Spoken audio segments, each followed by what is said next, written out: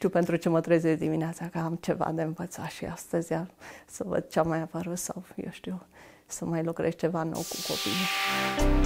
Bună ziua! Luați loc!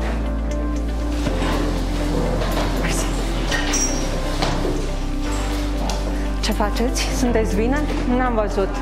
Mai bine la școală sau acasă? La școală, bravo! Dar la școală trebuie să mai facem și recapitulări, că ați fost în online.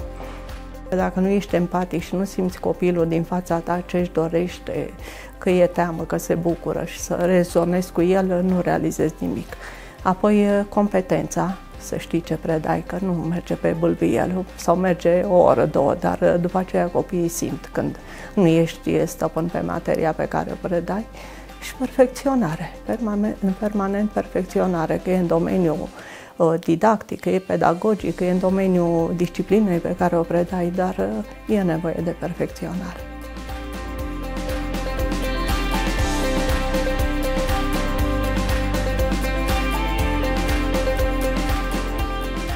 Nu mi-aș imagina o școală fără informatică. Pentru că dacă n-ar exista informatica, noi n-am ști să intrăm pe aplicații, n-am ști să facem scrisori.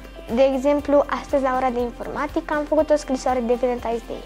Noi avem și un club de programare în școală, Coder Dojo, cu 4 ateliere. A fost și mai mult o ambiție personală, de ce să nu recunosc. Am zis de ce copiii de la țară să nu aibă și ei un club de programare, așa cum văzusem că au cei din București, din Timișoara, Pitești și pe unde m-am întâlnit cu colegii care se ocupă de astfel de cluburi.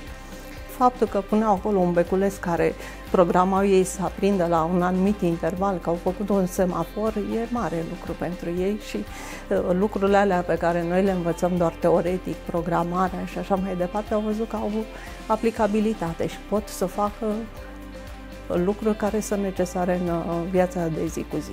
Mi-a plăcut să programez acolo, adică să salvez, să pun în microbi, să văd cum mi-a ieșit, să testez, până reușesc.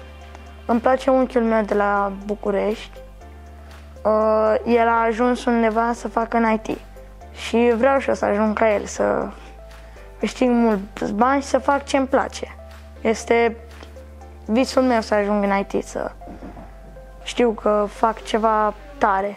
E o școală foarte modernă, avem toate condițiile, profesorii sunt foarte înțelegători și este chiar frumos aici.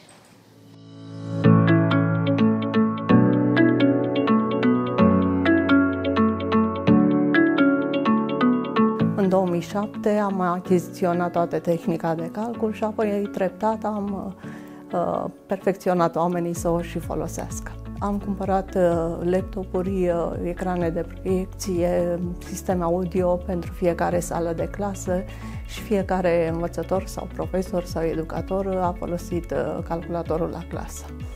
Am făcut chiar și un test în Kahoot, la un moment dat, la un consiliu profesoral, așa mai amuzant ca să nu aibă impresia că chiar îi testez, dar voiam să le sugerez că pot face și astfel de teste la clasă și chiar toată lumea a fost încântată și apoi au folosit, au venit, m-au întrebat cum se face și am fost surprinsă să-mi spună copiii, dar am făcut și la engleză, am făcut și la română și...